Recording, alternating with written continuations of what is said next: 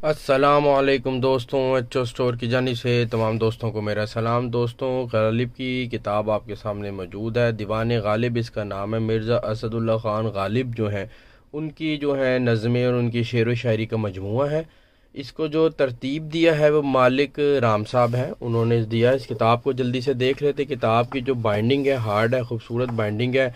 अंदर आप देख सकते हैं कि जो गालिब साहब हैं उनके शेर लिखे हुए हैं। हर सफ़े के ऊपर शेर हैं। तकरीबन 214 जो हैं, 215 216 के लगभग इसमें पेजेस हैं।